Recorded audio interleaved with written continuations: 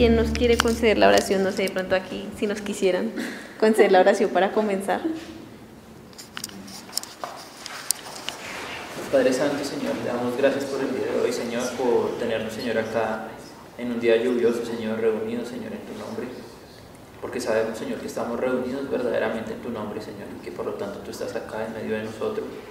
Te pedimos, Señor, que seas tú, Señor, a través de tu Espíritu, mostrándonos, Señor, la verdad en tu palabra y que podamos entender y que podamos conocer más, Señor, en este estudio del libro de Hebreos, que podamos entender, Señor, lo que tú nos quieres mostrar, que podamos conocerlo verdaderamente y que no sea una palabra, Señor, que se quede en nuestro intelecto, Señor, sino que vaya hasta lo más profundo de nosotros, Señor, y esté verdaderamente en nuestro espíritu, Señor.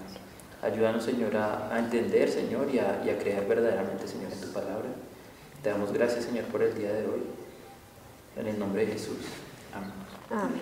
Bueno, listo, entonces ya estamos todos en el libro de Hebreos. Hoy vamos a estudiar el capítulo 6. Entonces vamos a leerlo todos juntos.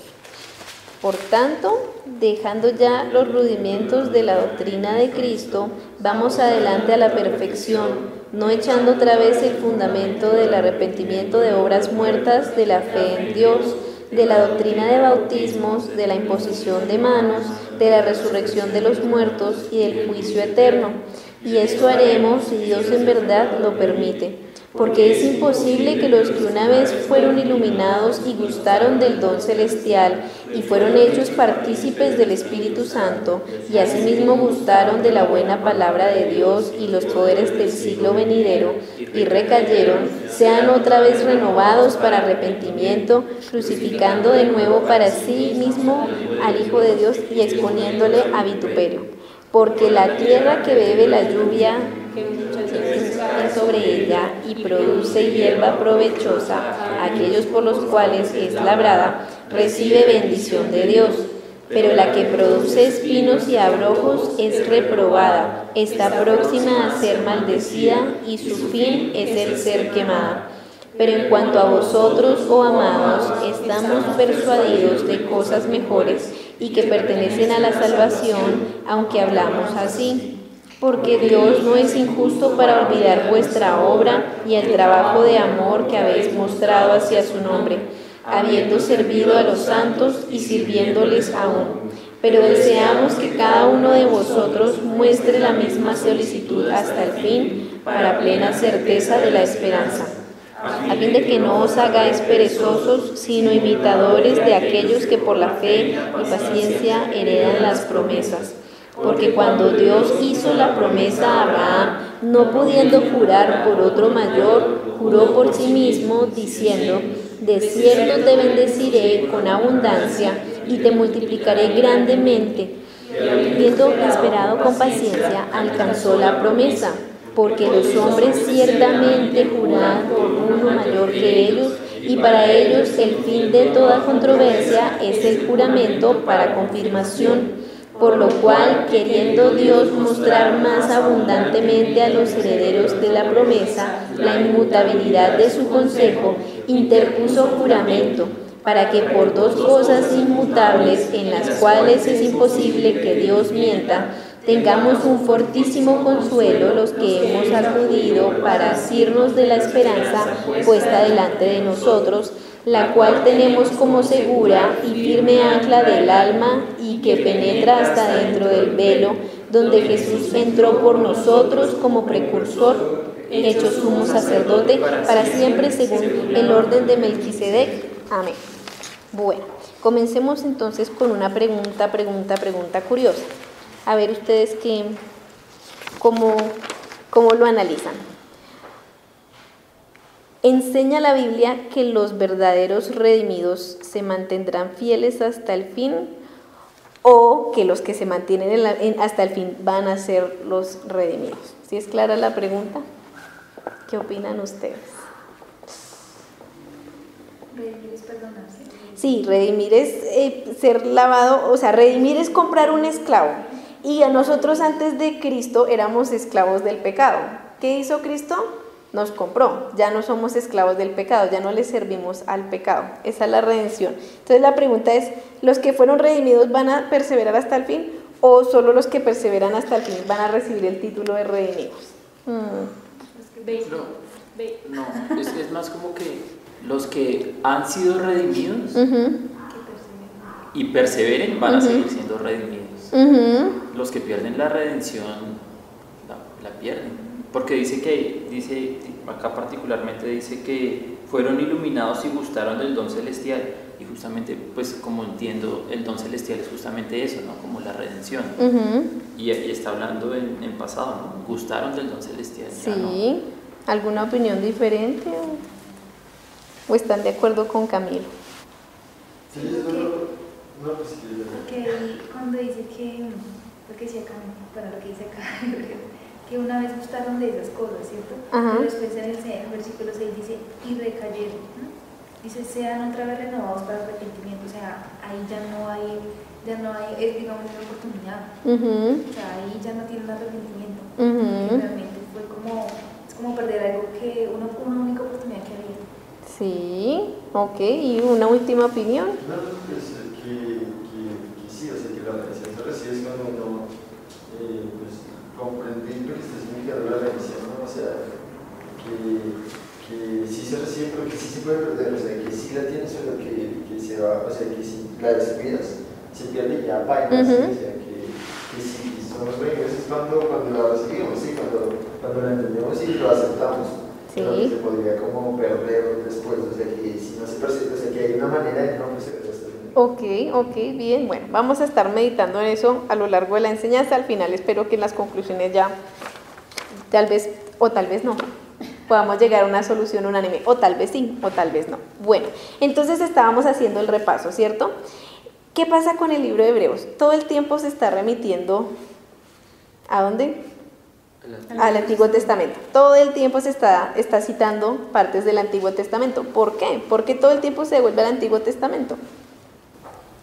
Porque el pueblo hebreo es el pueblo que ha vivido esa historia, o sea, ellos entienden todo el contexto de lo que se está manejando. O sea, el autor tiene la posibilidad abiertamente de hablar de cualquier tema de esos porque ellos conocen el contexto completo, lo han vivido. Ajá, exactamente. Como esta es una carta dirigida a un grupo de personas, si bien son cristianos, tienen un contexto cultural hebreo, son de tradición hebrea, de cultura hebrea, de nombre y de apellido hebreo, ¿sí? Entonces, por eso todo el tiempo se remite al contexto que ellos tienen, a lo que ellos conocen, a las instituciones que ellos conocen, a los ritos que ellos conocen. Entonces comienza diciendo ahí el capítulo, dice, por tanto, dejando ya los rudimentos de la doctrina de Cristo, vamos adelante a la perfección, no echando otra vez el fundamento. ¿Cómo así el fundamento? O sea, la base de, así como cuando uno empieza a aprender un idioma, pues uno comienza con cositas pequeñitas. Cuando uno comienza a caminar, uno empieza esgateando, no de una vez corriendo, ¿cierto? Dice, no otra vez el fundamento del arrepentimiento de obras muertas, 1, de la fe en Dios, 2, de la doctrina de bautismos, 3, de la imposición de manos, 4, de la resurrección de los muertos y el juicio eterno, 5. Aquí está nombrando 5 fundamentos. ¿Qué tienen de importante estos fundamentos?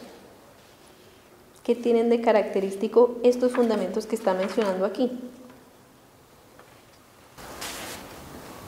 Que eso es como cuando uno comienza, pues lo digo, digamos, cuando uno, actualmente, ¿no? Cuando uno comienza la vida de fe, eso es lo primero que uno como que empieza, entonces uno entiende el arrepentimiento de pecados, que Jesús nos perdonó, se bautiza, bueno, podría sanar ya enfermos, escuchar, Exactamente, esto es la base de la vida del cristiano, pero también es la base de la vida del judío, ¿sí? Si nos damos cuenta, estos 5 fundamentos que está mencionando acá son compartidos del cristianismo y el judaísmo. Ellos también creían en estas cosas, arrepentimiento. Vamos entonces a Marcos 1. Vamos. Marcos 1, versículo 14 y 15.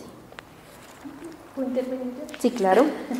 Pues digamos que ese versículo se entiende mejor En otra versión leyendo, que lo estoy mirando y voy a leerlo. Bueno, como dice. Por eso, dejando a un lado las enseñanzas elementales acerca de Cristo, avancemos hacia la madurez. No volvamos a poner los fundamentos tales como el arrepentimiento de las obras que conducen a la muerte, la fe en Dios, la instrucción sobre bautismos, la imposición de manos, la resurrección de los muertos y el juicio eterno. Entonces, sí, ahí dice, recuérdamelo ahorita para explicarles por qué en esta versión dice instrucción sobre los bautismos. Entonces ya estamos en Marcos 1. ¿Quién quiere leer versículo 14 y 15? Después que Juan fue encarcelado, Jesús vino a Galilea predicando el evangelio del reino de Dios, diciendo que el tiempo se ha cumplido y el reino de Dios se ha acercado, arrepentidos, creed en el evangelio. Y creer en el evangelio. Aquí estamos en el Nuevo Testamento, ¿no? Aquí se está hablando del arrepentimiento. Pero desde atrás ya se, o sea, esto no es un concepto nuevo para ellos, no es que arrepentidos y, ¿qué está hablando? ¿Qué dijo? ¿Qué es eso? No, ellos ya lo conocen. Aquí está hablando del arrepentimiento porque desde el Antiguo Testamento ya venía hablando del arrepentimiento. ¿Dónde más recuerdan ustedes en el Antiguo Testamento que se hablara, que se llamara al arrepentimiento? No, en ningún lado. ¿En dónde? ¿Se acuerdan en Deuteronomio donde dice, he puesto delante de ustedes la vida y la muerte? Escojan la vida, arrepiéntanse, vuélvanse de sus caminos. Desde el Antiguo Testamento ya se menciona. ¿Qué significa arrepentimiento? Lo hemos mencionado varias veces. Cambio, exactamente. En la etimología significa cambio de camino, cambiar de lo que uno venía haciendo, cambiar de costumbres, cambiar de dirección o encaminarse. Bien, leamos también Lucas 13, versículo 3. Os digo, no antes si no os arrepentís, todos pereceréis igualmente. ¿Y esto es palabra de quién? Jesús. De Jesús. Jesús es el que está diciendo, si no se arrepienten, todos van a perecer igualmente. ¿Arrepentimiento de qué? Está hablando esto, arrepentimiento de obras muertas. ¿Cómo así obras muertas? ¿Qué significa una obra que es muerta? Una obra que nos conduce a la muerte, una obra que no nos va a llevar a la vida eterna. Bueno, hay muchos versículos más en la Biblia que hablan sobre el arrepentimiento. En palabras de Jesús también está, si no se arrepienten van a morir igualmente. Este tema entonces lo compartimos cristianos y lo compartimos judíos. Bien. Después, ¿qué más dice? Estamos en Hebreos 6.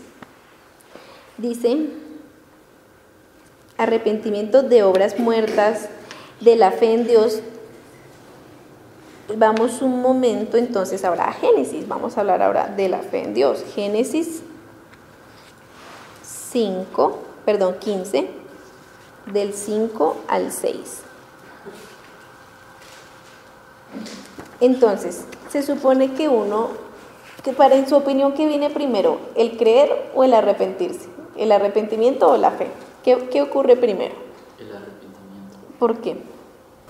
Porque una persona que no...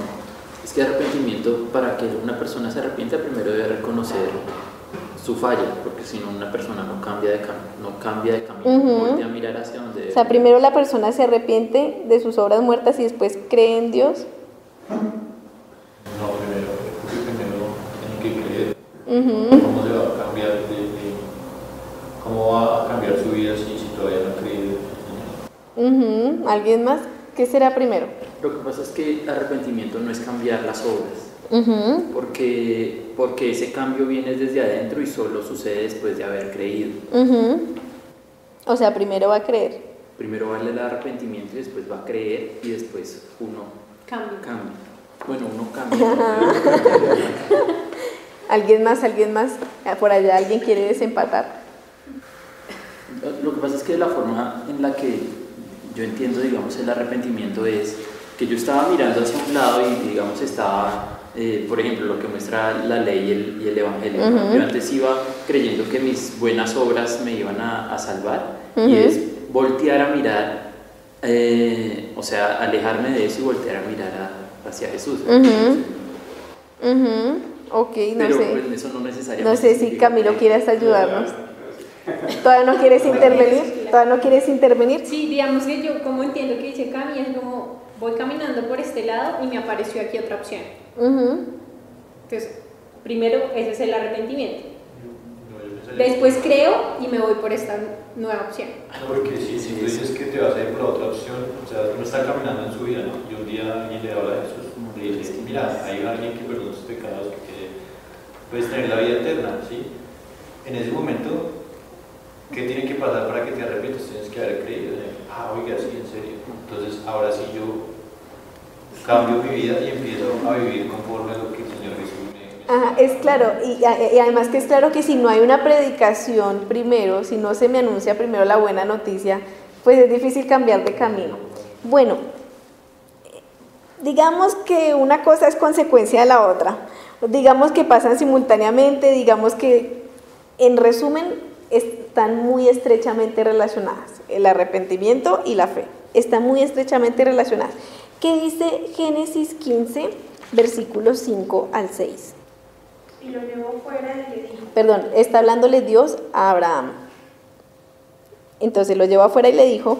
Lo llevó afuera y le dijo, mira ahora los cielos y cuenta las estrellas, si las puedes contar.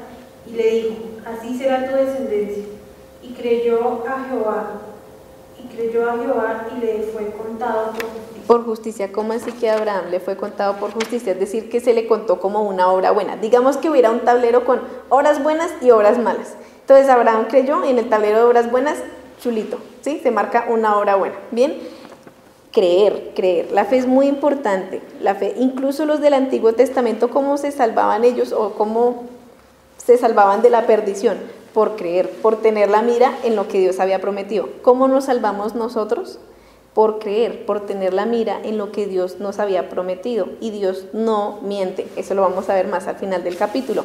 ¿Qué dice?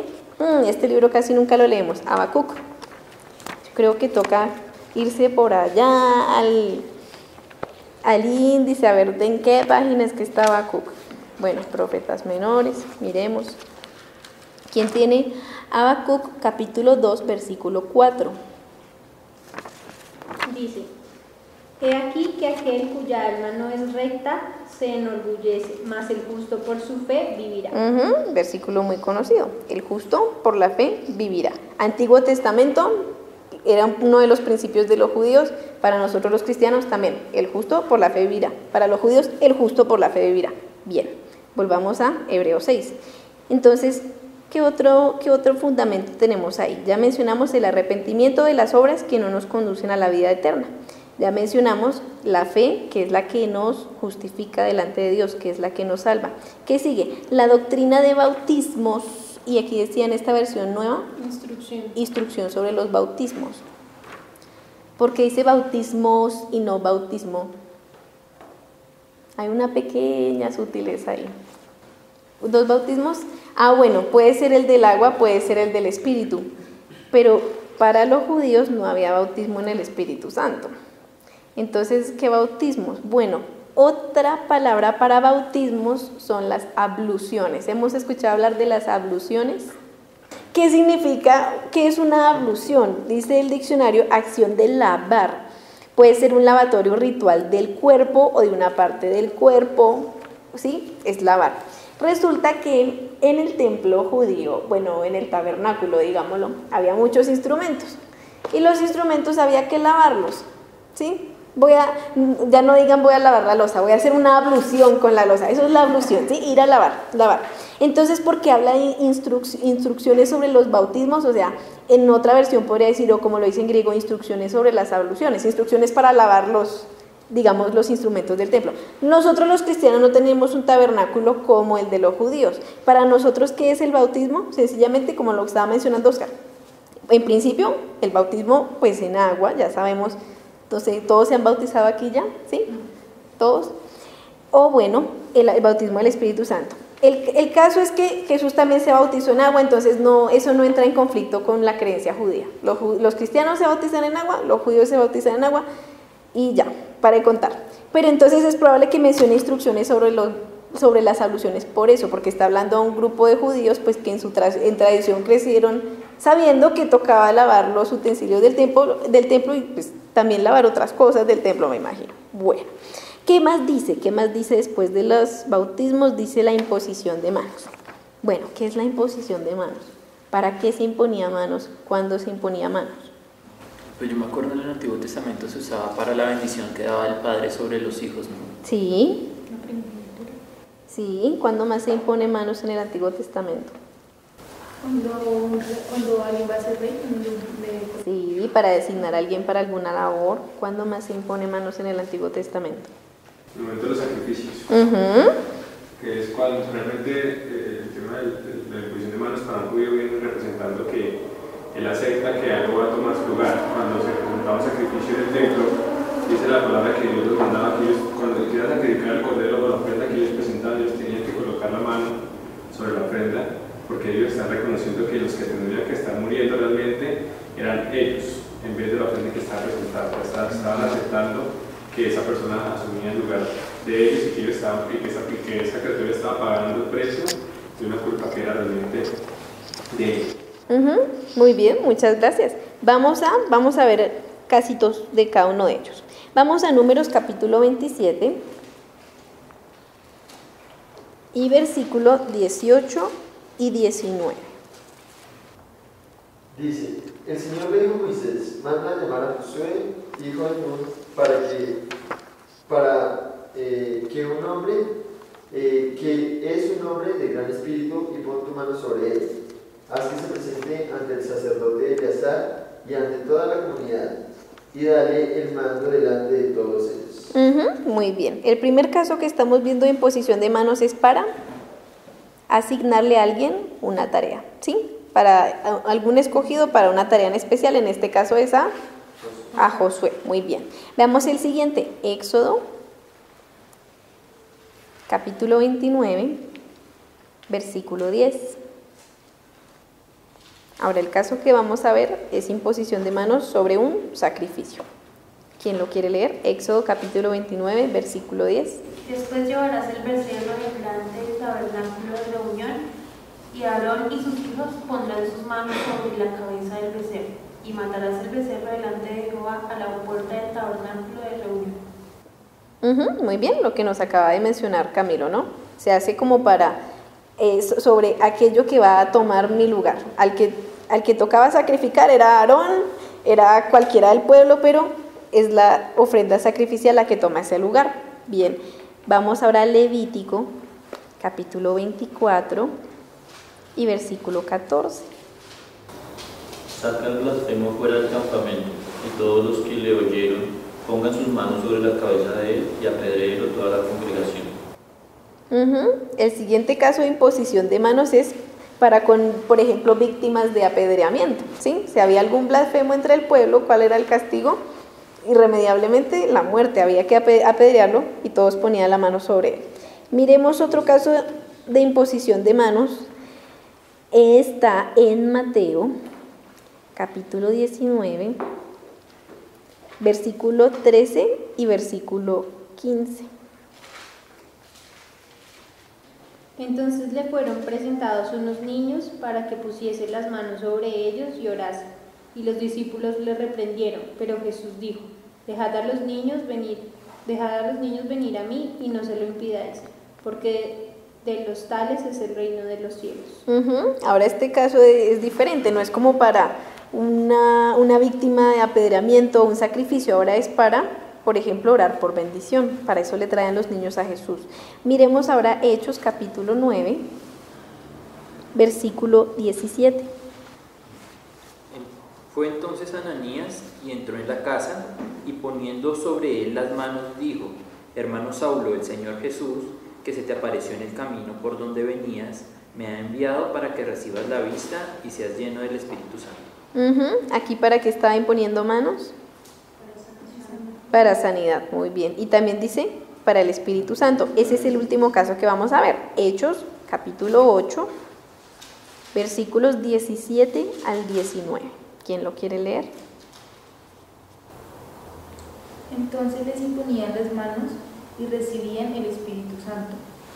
Cuando vio Simón que por la imposición de las manos de los apóstoles se daba el Espíritu Santo, les ofreció dinero. Sí, este señor ya quería comprar los dones, ¿sí? un poco desfasado, estaba en el lugar equivocado. Entonces, la imposición de manos es una costumbre tanto judía como cristiana. En el pueblo hebreo, ¿cuándo se hacía? Para asignar a alguien, ¿sí? Un elegido de Dios, alguien para una tarea especial, para sacrificios, para víctimas de apedreamiento. En el Nuevo Testamento, ¿qué casos vemos? Orar por bendición, como cuando Jesús oró por los niños. ¿Cuál más? El de Ananías con Saulo, orar por sanidad. Y uno que deberíamos practicar más a menudo, para orar, para recibir el Espíritu Santo. Bien, sigamos. Hebreos 6, ¿en dónde íbamos? Ya mencionamos el arrepentimiento, la fe, el bautismo, la imposición de manos. ¿Y cuál es el último fundamento que menciona?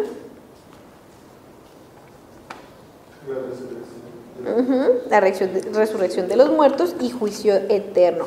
¿Se acuerdan en algún lugar de los evangelios que, no, creo que fue en Hechos, que se pusieron a discutir entre los fariseos y los saduceos porque unos creían que sí había resurrección y los otros creían que no había resurrección? ¿Sí se acuerdan? Bueno, ¿quiénes son los que creen en la resurrección? Son los fariseos y otro grupo que eran los esenios. ¿De dónde viene que sí? Porque ellos creían en la resurrección de los muertos. ¿Eso está en el Antiguo Testamento? Sí. Vamos a Isaías 26. Isaías capítulo 26, versículo 19. ¿Quién lo quiere leer? Tus muertos vivirán, sus cadáveres resucitarán. Despertad y cantad, moradores del polvo, porque tu rocío es cual rocío de hortalizas, y la tierra dará sus muertos. Aquí está hablando de una profecía de que los muertos resucitarían. Los fariseos lo creían, los esenios también. Veamos un versículo más, está en el libro de Daniel. Daniel capítulo 12, versículo 2. Dice: muchos de los que duermen en el polvo de la tierra serán despertados, unos para vida eterna y otros para vergüenza y confusión perpetua. Y esto está relacionado con el juicio eterno. Muchos de los que duermen en el polvo de la tierra serán despertados, ¿sí? Unos para qué? Para vida eterna, otros tristemente para vergüenza y confusión perpetua. Por eso los judíos creen en la resurrección. Pero entonces, ¿para qué la resurrección? ¿Para que vuelvan a trabajar? ¿Para que vuelvan a estudiar? No, ¿para qué? Pues porque va a haber un juicio. Precisamente hay que levantar a todos esos muertos para juzgarlos. Bien, entonces estábamos diciendo eso. Tanto cristianos como judíos compartimos el arrepentimiento de obras muertas, el bautismo, la fe en Dios, imposición de manos, resurrección de los muertos y juicio eterno. Bien, sigamos en Hebreos capítulo 6. Sí. El autor, que aquí está, el autor viene comentando unos versículos atrás del 6, y es una advertencia que le está dando a la iglesia, a los hebreos. ¿Cuál es la advertencia de los hebreos que él viene hablando? Porque él en este momento, en los primeros versículos que está diciendo es: oiga, no podemos volver a echar el fundamento. Podemos tomar como que si el fundamento es desde el punto de vista judío o desde el punto de vista cristiano. Ya hemos visto que los dos compartían, digamos en sí, con los mismos actos, visualmente eran iguales, pero tenían diferentes significados para cada, dependiendo de su creencia. Pero realmente, ¿qué es lo que está hablando el autor?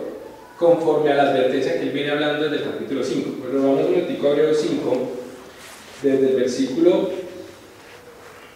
11, donde el autor no está reconociendo que todos estos temas que él ha venido tocando en Hebreos, de lo que ahorita hicimos incluso un pequeño repaso, son temas difíciles y densos para entender, ¿sí? Incluso para los hebreos es difícil entender el por qué Cristo, el sumo sacerdote tipifica a Cristo cuando comienza a hablar de Melquisedec, que es difícil entender por qué realmente toda la forma del lenguaje en Cristo es superada. No es fácil, ni siquiera para el hebreo que entiende todas las instituciones, entender que al final no era ese rito práctico, sino que todo está hablando de una verdad superior espiritual que se cumple en Jesucristo.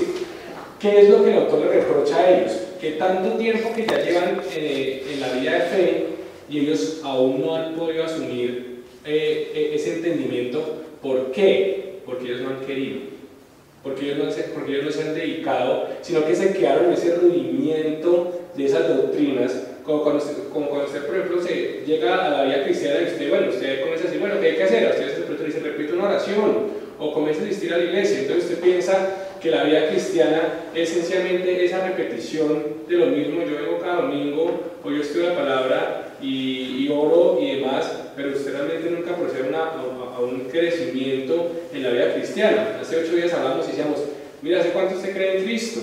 Usted todavía sigue teniendo una vida en el mismo nivel de cuando comenzó a creer, o incluso menos. Entonces usted está endureciendo, porque el autor aquí va a comenzar a hablar es de que hay una apostasía y que hay tierras que no producen fruto. Eso lo vamos a ver más adelante en los siguientes versículos. ¿Por qué? ¿Por qué no produce fruto? Porque usted no avanza. Básicamente el autor lo que está diciendo es, mire, si usted se queda estático, se va a mochar la cabeza. Usted tiene que crecer. Pero si usted se queda otra vez en los fundamentos, entonces otra vez tiene que volver a decir a usted que, oiga, que arrepiéntase de los pecados, que no haga cosas malas. Oiga, que Cristo de verdad salvo, oiga, que va a haber una resurrección de los muertos. Oiga, que va a haber, ¿por qué cada vez hay que volver a repetir eso? Porque como la persona no avanza, eso es como un niño que aprende el parcial de matemáticas para pasar, y se lo graba en ese momento y pasa. Pero como no ha aprendido realmente, como él no lo aplica, entonces ya hasta los 6 meses va a volver a preguntarle algo y se va a empezar. Si yo le hiciera un examen de lo que vimos en matemáticas en 11, que pasamos todos, porque yo sé que yo me rajo. ¿Por qué? Porque yo no volví a utilizar ambas de esas cosas, porque en algún momento me lo aprendí como una práctica y demás, pero el que sí no me rajo es que yo todos los días practico y uso. Es más, ni siquiera tengo que estudiar ni repasarlo, sino que yo lo aprendí. ¿Por qué? Porque tengo una práctica. Así es la vida de fe, dice en Hebreos 5 y 11. Acerca de esto, o sea, de todo lo que él ha venido hablando en Hebreos, tenemos mucho que decir y difícil de explicar, por cuanto os habéis hecho ¿qué? Tardos para ir, porque debiendo ser ya maestros, después de tanto tiempo, tenéis necesidad de que os vuelva a enseñar cuáles son los primeros rudimientos de la palabra de Dios, que son los rudimientos que ahorita comienza a mencionar en Hebreos 6. Diciendo que incluso ellos ya tienen que ser maestros, es decir, de los que enseñan este tipo de cosas, él tiene que volver a ¿qué? A repasarles otra vez los temas. ¿Se ha visto? De pronto hay gente en la vida de fe que lleva años y de pronto tengo una pregunta y me dice, no, dime, y uno piensa que la pregunta es algo profundo y cuando la pregunta es un tema de ¿será que si yo me arrepiento, será que Dios, y yo me dice, ¿cuántos años lleva la vida de fe? ¿Por qué? Porque precisamente uno dice, se está viendo religiosamente. Entonces, no importa la religión, si está en una religión tradicional o no, como el pasado con los judíos, no ha querido avanzar en la vida de fe porque no tiene una práctica. Eso es lo que está hablando el autor de unos versículos antes, y por eso es que en el capítulo 6 él está diciendo, vamos a ver el versículo 1 del capítulo 6.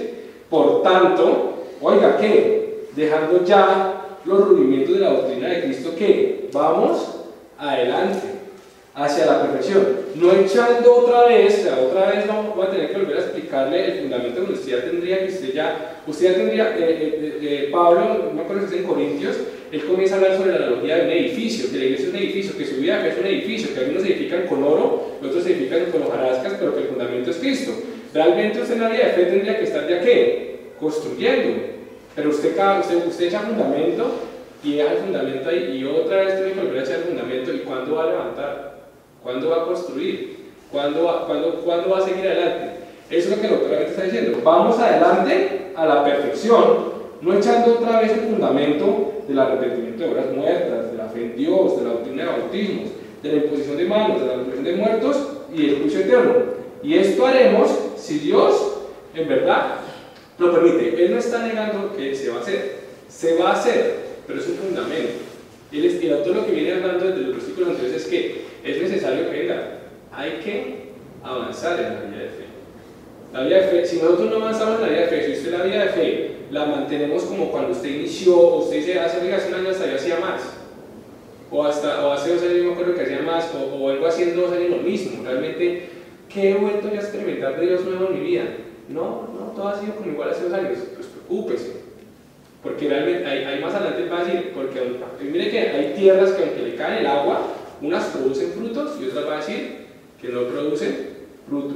Ustedes debiendo ser ya maestros, hay que volverles a enseñar lo mismo, que es lo que el autor está diciendo. Entonces, realmente cuando está hablando de esos fundamentos, sí son fundamentos, sí los judíos los entienden porque también se comparten con ellos, pero aquí ¿cuál es realmente lo que está hablando el autor? Es, por favor, avancemos.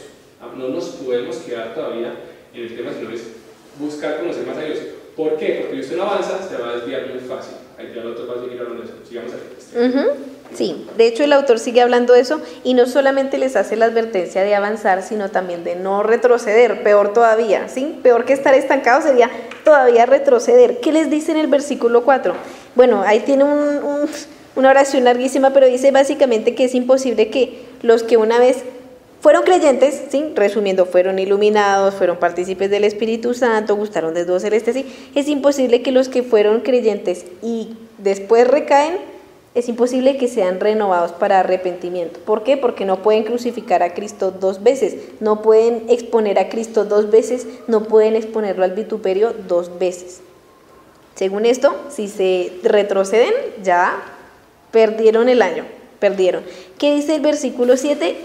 Porque la tierra que bebe la lluvia, que muchas veces cae sobre ella y produce hierba provechosa, aquellos por los cuales es labrada, recibe bendición de Dios. Pero de donde hay un lugar en el Antiguo Testamento en el que está hablando de la tierra. De hecho, muchas veces se les compara a los hebreos, a nosotros también, con la tierra. Vamos entonces un momento a leer un pasaje que hay en el libro de Isaías, en el capítulo 5. ¿Listo? Isaías capítulo 5, versículo del 1 al 7. Cantaré en nombre de mi amigo querido una canción dedicada a su viña. Mi amigo querido tenía una viña en una ladera fértil. La cavó, la limpió de piedras y la plantó con las mejores cepas. Edificó una torre en medio de ella y además preparó un lagar. Él esperaba que diera buenas uvas, pero acabó dando uvas agrias. Y ahora, hombres de Judá, habitantes de Jerusalén, juzguen entre mi viña y yo. ¿Qué más se podría hacer por mi viña que yo no lo haya hecho? Yo esperaba que diera buenas uvas. ¿Por qué dio uvas agrias? Voy a decirles lo que haré con mi viña. Le quitaré su cerco y será destruida. Derribaré su muro y será pisoteada. La dejaré desolada y no será podada ni cultivada. Le crecerán espinos y cardos, mandaré que las nubes no lluevan sobre ella. La viña del Señor Todopoderoso es el pueblo de Israel. Los hombres de Judá son su huerto preferido. Él esperaba justicia, pero encontró ríos de sangre. Esperaba rectitud, pero encontró gritos de angustia. ¿No les ha pasado a ustedes? No sé si tengan plantas en la casa. ¿Alguno tiene plantas en la casa? ¿Alguno le gusta plantar, trasplantar, multiplicar plantas, no? ¿Nadie aquí? ¿No? ¿Nadie? Porque a mi mamá le fascina, le encanta y tenía una mata una vez, que esa mata, no sé, medio hacía frío y ya se moría. Y ella le tenía paciencia, la regalaba, hacía otra vez calorcito y ella revivía. Y hacía frío y otra vez se moría. Y entonces ella le tuvo mucha paciencia a esa mata, mucha paciencia, hasta que un día se cansó y la botó a la basura. Así, sin más paciencia. Es aquí lo que dice en el versículo 4. ¿Qué más se podía hacer a mi viña que yo no haya hecho ya? ¿Sí? Ya le hice todo lo habido y por haber, ya le tuve paciencia. ¿Qué más se puede hacer por esa viña? Volvamos a Hebreos 6. Dice el versículo 8. Pero la tierra que produce espinos y abrojos, ¿sí? Esa viña que no produce nada, es reprobada y está próxima a ser maldecida y su fin es ser quemada. ¿A qué hace referencia con los frutos? Yo sé que lo sabemos, pero pongámoslo aquí en palabras y en el contexto en el que estamos hablando. ¿Qué son los frutos? Lo que nos mencionaba Camilo. ¿Estaba usted todavía estático en su vida de fe? ¿Las cosas están todavía como están desde el principio? Es la advertencia que el autor les está diciendo aquí a estos hebreos. ¿Ustedes están todavía estáticos? Vea lo que pasa con las viñas que no producen. Les cuenta la historia del querido amigo. No han avanzado, ya debieran ser maestros, pero todavía eso está en el capítulo 5. Les dice que ustedes ya antes deberían ser maestros y nada que nada. Dice, vean la historia de la viña. No están produciendo, ya saben qué es lo que les va a pasar. Aquí el autor les está hablando muy fuertemente a este grupo de hebreos. Pero igual después les reconoce que bueno, en medio de todo no han sido tan apóstatas, tan apóstatas como otros que sí se desviaron irremediablemente. Sigamos leyendo. El versículo 9 dice: en cuanto a vosotros, oh amados, es el único lugar de este capítulo en el que les dice, oh amados. Como cuando el papá lo regaña a uno fuertemente y después, ay, bueno, ya, y lo abraza, bueno, ya, mamita, ya pasó, no llore. Cuando ya lo regañaron muy fuerte a uno y uno ya está inconsolable, ya, bueno, ya está bien, no llore. Y le dice, en cuanto a vosotros, oh amados, estad persuadidos de cosas mejores y que pertenecen a la salvación, aunque hablamos así. ¿Cómo así, aunque hablamos así? Es como, ay, bueno, usted sabe que yo lo regaño duro, ya, entiéndame, pero ya, bueno, cálmese, ya pasó. Es lo que les está diciendo, aunque les estoy hablando así de fuerte, bueno, pero ustedes saben que igual pertenecen a la salvación, porque Dios no es injusto para olvidar vuestra obra y el trabajo de amor que habéis mostrado hacia su nombre. Le está hablando a un grupo de gente estancada, un grupo de gente que aún ha retrocedido un poco, pero con todo y todo les está diciendo que Dios no olvida esa obra y ese trabajo de amor que habían hecho. Vamos un momento, avancemos un poquito, Hebreos 10, versículo, ahí mismo en Hebreos, versículo 32. Dice: recuerden aquellos días pasados cuando ustedes, después de haber sido iluminados, sostuvieron una dura lucha y soportaron mucho sufrimiento. Sigamos 33 y 34. Unas veces se vieron expuestos públicamente al insulto y a la persecución. Otras veces se solidarizaron con los que eran tratados de igual manera. También se compadecieron de los encarcelados y cuando ustedes les confiscaron sus bienes, lo aceptaron con alegría, conscientes de que tenían un patrimonio mejor y más permanente. Imagínense el grupo de personas al que les está hablando. Dice que en una época habían sido iluminados, que en una época habían soportado, que habían sido, ¿qué más dice ahí? Perseguidos. Expuestos públicamente al insulto, a la persecución. Es posible que uno en una época haya sido expuesto, perseguido, y que después llegue un momento de estancamiento tan grande que tengan que otra vez ponerle los fundamentos de arrepentimiento, fe y bautismo. ¿Es posible? Sí, sí es posible, es lo que estamos viendo acá. Hagámonos la pregunta, o sea, ¿nos pasa eso? ¿Será que en una época sí lo damos todo por Cristo? ¿Será que en una época nos expusimos a vituperios y a una persecuciones y hoy en día toca otra vez que nos prediquen de arrepentimiento de obras muertas?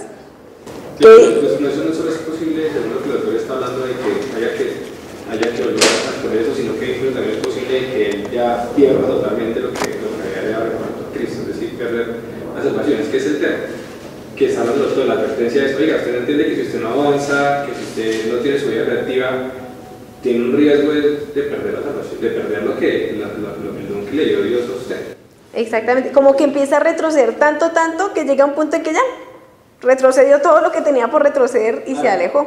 Hay un tema curioso, es que cuando el autor toma la analogía dice que así como hay tierra que produce buenos frutos, produce tierra que produce espinos y cardos. Cuando nosotros recordamos, por ejemplo, la parábola del sembrador, y cuando Jesús hablaba de la tierra que produjo espinos y cardos, ¿qué representaba? Decía que representaba los afanes de esta vida. Entonces, precisamente es, ¿qué está haciendo usted realmente? Entonces, si usted precisamente está viendo su vida de fe conforme a la vida de fe, o usted su vida de fe la está invirtiendo en los afanes de esta vida, ¿y qué le va a producir estos afanes de la vida? Espinos y cardos. ¿Y qué va a hacer el dueño de la viña cuando una viña que le produjo espinos y cardos? ¿Qué hizo usted con su vida? No, pues yo ya saqué el título que quería, yo ya compré la casa que había soñado, yo ¿qué esperaba? Vida eterna, salvación, que predicara, que hablara. Yo esperaba bien, yo esperaba buenos frutos. Usted me está dando ¿qué? Espinos y cardos. Ese tipo de cosas es lo que está pidiendo el autor que analicemos también un poco más. Muy bien, sigamos ahí vamos como concluyendo ideas, ¿no? Cuando llegamos al versículo 12 dice, pero deseamos que cada uno de ustedes muestre la misma solicitud hasta el fin. No que se empiecen a desviar, no que se empiecen a enfriar, no que toque otra vez ponerles el mismo fundamento, no, que muestren la misma solicitud hasta el fin, para plena certeza de la esperanza, a fin de que no se hagan perezosos, sino imitadores de aquellos que por la fe y la paciencia heredan las promesas. Si ustedes han leído antes el libro de Hebreos completo, verán que en el capítulo 11, que es el hall de la fe, lo he visto que lo llaman en algún lado, dice por la fe aquel, por la fe de Pepito, por la fe... ¿A quién menciona? Menciona a Abraham, menciona a Moisés, menciona a Rahab la ramera, bueno, menciona a varias personas del Antiguo Testamento, ¿sí? Todo el tiempo citando el Antiguo Testamento, todo el tiempo. ¿Y qué dice? No sean perezosos, sino imiten a esas personas que por la fe y por la paciencia heredaron las promesas.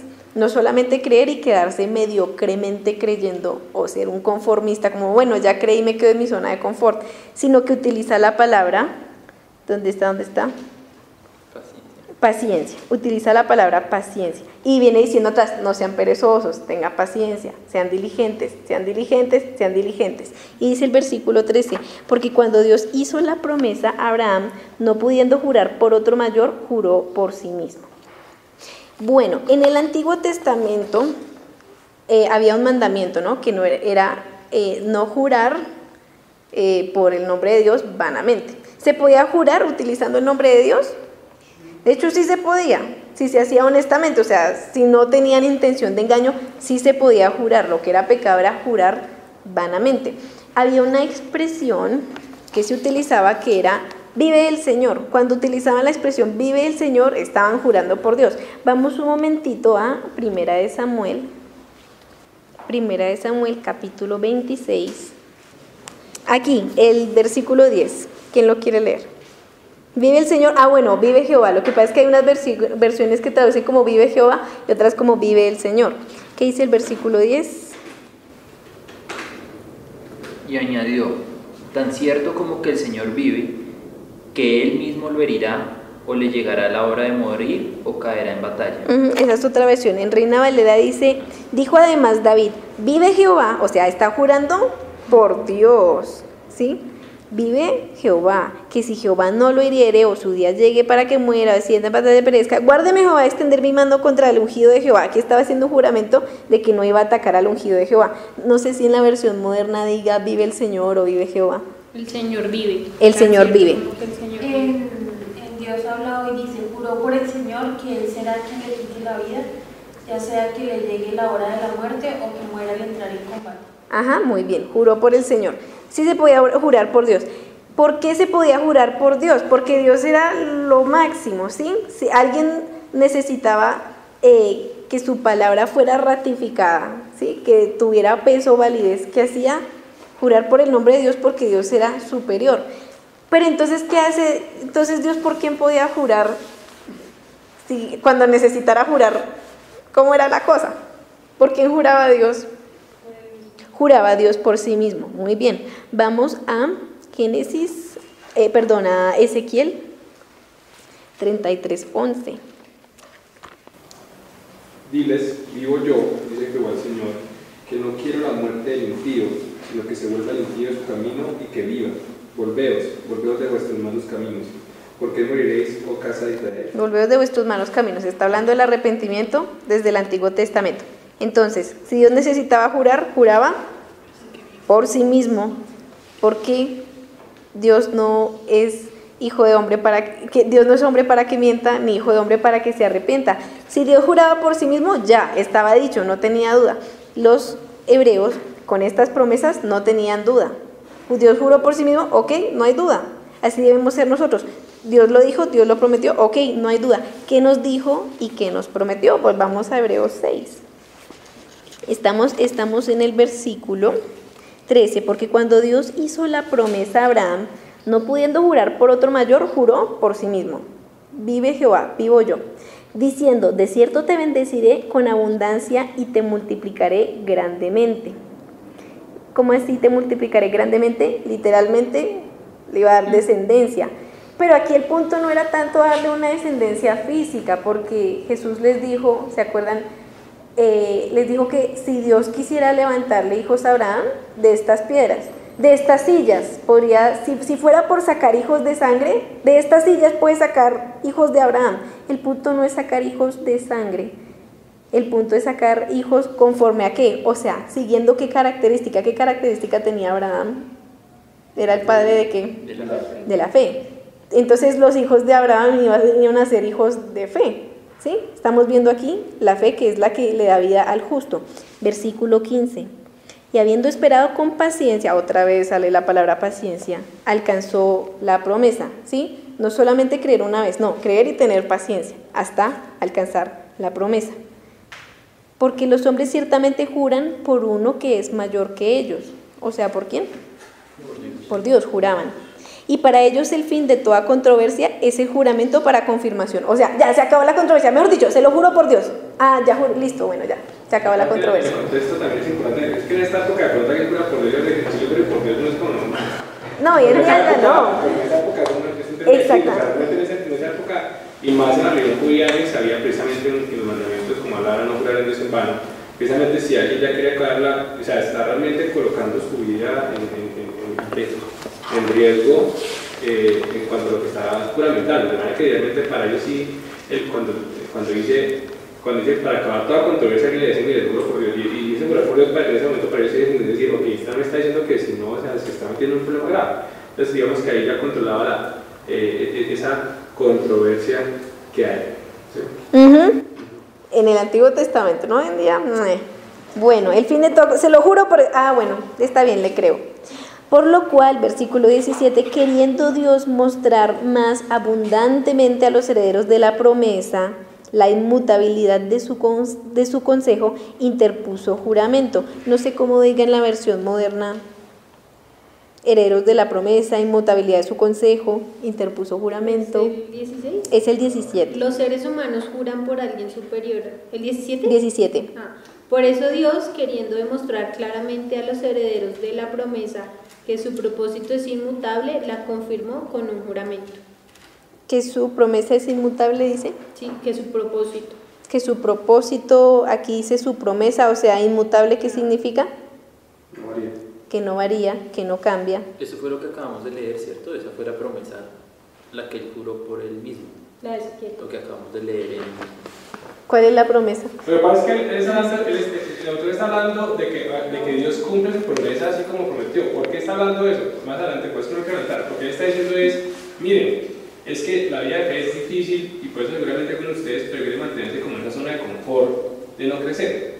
Pero usted tiene que entender que aún el sufrimiento, que la recompensa que es una recompensa ciertísima y que Dios puso una garantía sobre esta, y es que Dios cumple sus promesas. Y por eso es que también toma una analogía y vuelve a tomar una figura del Antiguo Testamento, como la promesa de Abraham, que al final está hablando de Cristo, de la vida eterna, de todo, es de que, oiga, es cierto, esto es un ancla, esa es un ancla para su vida de fe, de verdad, es decir, oiga, Dios de verdad, o sea, ¿para qué sirve esta vida de fe? O sea, esto como la vida de fe, que usted dice, es que es tan duro, es que es, no, y entonces después ya o sigue o se vuelve perezoso, ¿no? Entonces ya, como le digo, él dice, inviten a los de la vida de fe, a los hombres de la fe, que son los que más adelante vamos a nombrar en el capítulo 11, y en el capítulo 11 vamos a ver todo lo que estos hombres pasan, todos los que tienen que hacer, cárceles, perseguidos, leones y demás, o usted se va a volver perezoso. Entonces incluso para usted era un sacrificio tener que venir un sábado, ¿por qué? Porque como usted lo tomó ya religiosamente. Entonces, ¿qué pasa? Oiga, sí es de sacrificio, pero ¿qué? Pero entiende que hay una promesa y que Dios dio una garantía, y que así como los hombres cuando prometen y prometen algo superior, mire, Dios prometió por sí mismo que Él cumplía su promesa. ¿Cuál es su promesa? Al final del capítulo va a hablar un poco del tema de la promesa. Vayamos leyendo entonces hacia el final del capítulo. Dice, versículo 18, para que por dos cosas inmutables, en las cuales es imposible que Dios mienta, tengamos un fortísimo consuelo los que hemos acudido para asirnos de la esperanza puesta delante de nosotros, la cual tenemos como segura y firme ancla del alma y que penetra hasta dentro del velo, donde Jesús entró por nosotros como precursor, hecho sumo sacerdote para siempre según el orden de Melquisedec. La segunda parte del versículo 18 dice, para asirnos de la esperanza puesta delante de nosotros. ¿Cuál es la esperanza puesta delante de nosotros? Jesús, la vida eterna. Y un poquito más de reversa, dice, es imposible que Dios mienta, que en esas cosas tengamos que consuelo, un fortísimo consuelo. Es como que, ¿será que sí hay vida eterna? ¿Será que Cristo sí me está esperando allá? Como lo dice el versículo 20, sí, porque es imposible, totalmente imposible, absolutamente imposible que Dios mienta, es imposible. Dios ya dio su promesa, no hay duda, Él ya juró, hay fin de controversia, no es posible que Él mienta, y entonces nosotros en eso tenemos consuelo. Esto es verdad, y lo entendemos y lo creemos en el corazón, es verdad. Dice que esa esperanza, ¿cuál? La de que, en otras palabras, Cristo nos espera ya, es nuestro deseo, encontrarnos con nuestro amado. Esa esperanza la tenemos como segura, firme ancla del alma, penetra hasta dentro del velo, donde Jesús entró por nosotros como precursor. ¿A dónde entró Jesús por nosotros como precursor? Dice que dentro del velo, ¿cierto? Él vuelve a tomar una figura también del Antiguo Testamento, que es el templo, ¿sí? Es la entrada al lugar santísimo. ¿Qué era lo que puede entrar al lugar santísimo? Adentro del velo. El sumo sacerdote. Una vez al año tocaba con mucho miedo, ¿cierto? ¿Qué representaba el lugar santísimo? ¿Se acuerdan? Acuérdense que un judío sabe qué representa, qué es lo que está delante, qué es lo que está después del velo. ¿Sí? La presencia de Dios. La presencia de Dios. Muy bien. Cuando Jesús muere en la cruz, narra los evangelios que de los acontecimientos que pasan es que el velo se rasga. ¿Eso qué quería decir? Precisamente que ya la separación del hombre, ya ese velo que había, se quita, ¿cierto? Se va, y ahora Dios se va a presentar hasta ¿qué? Con nosotros, si es que creemos, mediante ¿qué? El Espíritu Santo.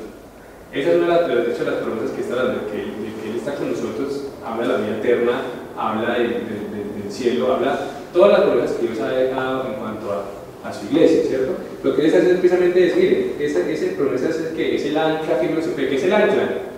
Lo que usted lo mantiene firme y no lo mueve. Así usted tenga muchas dificultades en la vida, la marea alta, se le viene a usted que usted se recuerda y dice, la vida de fe primero, Dios primero, ¿por qué? Bueno, eso puede sonar un poco, ¿cómo se dice? Cuando uno, por conveniencia, por interés, probablemente decir, pero yo sé que Dios me tiene su promesa. Dios tiene su promesa. Porque es que eso es precisamente lo que busca. Cuando Jesús va y le dice a Pedro, Satanás te ha pedido ¿para qué? Para zarandearte. Pero yo he orado, ¿por qué? No porque no vaya a zarandear, sino ¿por qué? Porque tu fe permanezca. Esa es el ancla. ¿Sí? Y esas son las pruebas que vienen, pero en saber que Dios cumple su promesa, que Dios juró por sí mismo, es lo que nos mantiene. De manera que, oiga, ese es un consuelo ¿para qué? Para avanzar. Es que sí, yo sé que la vida es más fácil quedándonos estáticos. No, pues yo voy a la iglesia, yo voy al grupo, no, yo oro. Venga, pero usted, ¿qué más hace? No, es que no puedo. Es que estoy haciendo espinos y carros. Estoy dedicando mi vida. Entonces, ¿quién de ustedes, si por ejemplo, si su papá le dijera, venga, hágame esto y le traigo la casa? Usted sabe que es su papá, usted le cree su papá. Usted no lo haría, ¿verdad? Dios le dio una promesa a usted de qué, porque usted tenía cosas de que a cada quien también se le va a pagar conforme hace. Pero usted, si usted supiera que realmente Dios le va a dar una porción, en términos materiales, si usted dedica su vida al Evangelio, ¿usted dedicaría su vida a lo que está haciendo en este momento? ¿O quién es el inteligente que realmente va a decir, no, pero si realmente es la promesa, pues yo realmente que yo dejaría todo? ¿Para qué? Para hacer esa riqueza que sé con seguridad que Dios me va a dar. Entonces, eso es lo que precisamente está hablando del ancla y de la seguridad en la promesa de Dios. Que ya pasa ese velo ¿con quién? Con el sumo sacerdote de nosotros, que es ¿quién? Jesucristo. Que es por el orden de Melquisedec, que ya va a tocar ese tema más adelante también. Otra vez que ya lo venimos tocando aquí de por lado. Ajá, ese va a ser el próximo tema. Entonces cerremos el versículo 20, donde Jesús entró por nosotros como precursor, hecho sumo sacerdote, no de cualquier manera, entró como sumo sacerdote, ya lo hemos hablado, ¿no? Entró él como sumo sacerdote y entró como la ofrenda. Él mismo era el sacerdote, él mismo era la ofrenda. Y para siempre, según el orden de Melquisedec. Eso lo vamos a empezar a ver en el capítulo 7, pero solamente les doy un adelanto. Melquisedec, no se sabe mucho de él, pero es la única persona del Antiguo Testamento en la cual están la realeza y el sacerdocio. Un rey no era sacerdote, un sacerdote no era rey, pero dice que Melquisedec era rey y que era sacerdote. Está ya dándonos un adelantico del Nuevo Testamento cuando vendría Cristo. ¿Alguna otra conclusión o algo para añadir, Camilo? ¿O alguno de ustedes quiere añadir algo a la enseñanza de hoy? Lo del arrepentimiento. Sí. Porque casualmente ahorita cuando estábamos leyendo dice algo muy interesante, y es cuando le habla al pueblo, le dice que se vuelvan de sus malos caminos y vivan. Y digamos que ese orden, y no solamente ahí, sino que en la Biblia lo vemos, va en ese orden, volverse de los malos caminos y vivir. No es vivir y ahí sí volverse de los malos caminos. Y digamos también lo veíamos hace poco preparando las clases de la escuela dominical, porque justamente eso era lo que hacía Juan el Bautista. Cuando decían que Juan el Bautista, y digamos en las profecías hablaban de él y todo, decían que él era el que iba a preparar el camino. lo que él hacía era justamente llamar al arrepentimiento. Y entonces el arrepentimiento, digamos, también por eso los bautizaba en agua, ¿no? Y ese arrepentimiento, es decir, es que ellos se dieran cuenta como de su pecado, para que de esa forma cuando llegara el Mesías lo pudieran reconocer. Por lo tanto, sí, digamos como que ese arrepentimiento sí es antes de la fe, pero de todas formas es, digamos, lo que hacía Juan era predicarles, ¿no? Porque él les predicaba. Sí. Pero era de esa forma, o sea, si ellos no se hubieran arrepentido, no hubieran podido creer.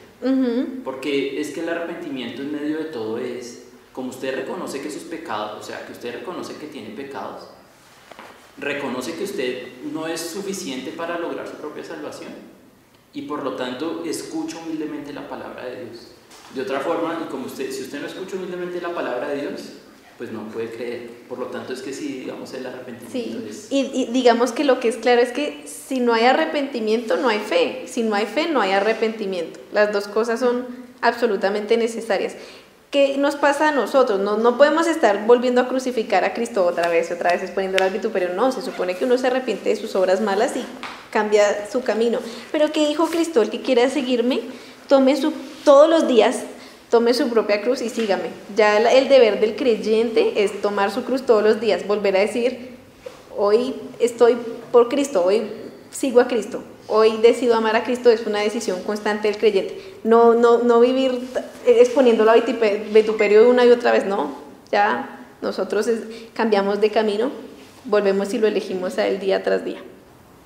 ¿O ibas a decir algo más? El tema del bautismo, es que ya es un poco indagar, ya realmente es un poco la tangente, o sea, tengamos esto en paréntesis, es una tangente. Esto es un poco para entender un poco eso, porque independientemente, aunque como el autor sí realmente está tomando prácticas que tanto los judíos conocen como la fe cristiana conoce, es muy diferente, aunque la práctica es la misma, es muy diferente el significado. Por ejemplo, nosotros cuando nos bautizamos en agua como cristianos, ¿estamos haciendo el bautismo de Juan? No, un bautismo totalmente diferente. Y el bautismo de Juan también tenía un significado específico para el pueblo judío, y era el arrepentimiento de sus obras, es decir, que ellos reconocieran que ni por las obras podían ser salvos y necesitaban un Mesías. Pero nuestro bautismo, que es el mismo físicamente al de Juan, que es sumergirnos en el agua, ¿qué tipifica? Porque nosotros ya en ese momento ya hemos creído. O al ladrón que estuvo con Jesús lo bautizaron. No entonces va a ser bautizado. Sin embargo, él estrena ¿qué? El paraíso. ¿Se salvó o no se salvó? Él estrena el paraíso. ¿Qué es el bautismo entonces para nosotros? Porque comenzamos de pronto a entrar un poco, está bien y son chéveres.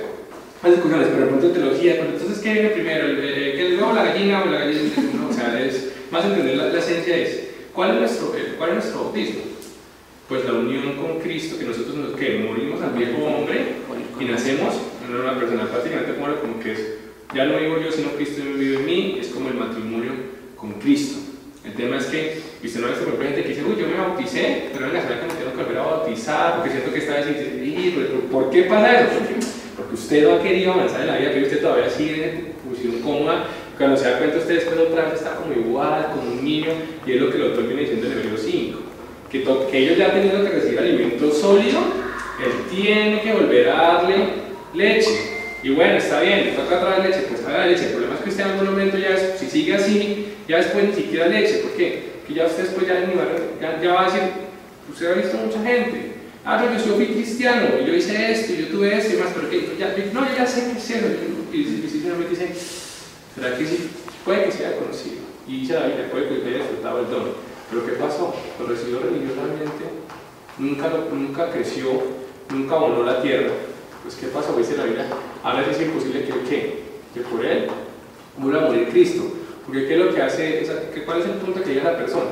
Ya después rechazar el sacrificio de Jesús. Y usted ya rechazó el sacrificio de Jesús, pues ya Jesús ya no puede volver a. Muy justo, ¿no? Que usted ya rechazó ese punto. Entonces, en síntesis, digamos que sin entrar tanto en el tema de que es chévere y todo eso, pero teología, de saber qué es primero, qué no es, entendamos la esencia de lo que el autor está hablando en el capítulo 6, recuerde la promesa que Dios juró por sí mismo y nos dio una promesa. ¿Para qué? Para que usted la guarde ¿Y para qué? Guardándola usted que crezca, trabájela, crezca en esa tierra, no se quede estancado, porque si usted se queda estancado, después puede caer en la apostasía. Si ustedes van a ver desde que el autor comienza a hablar de ese texto, los editores muy bien colocan es que advertencia contra la apostasía, pero ahí no está hablando ni que van a hablar cosas malas, ni que van a venderlos, no, él está hablando de qué, de los estancados, de los que teniendo que haber producido buen fruto, no producieron, eso también es apostasía. Entonces, hay que guardarnos de eso.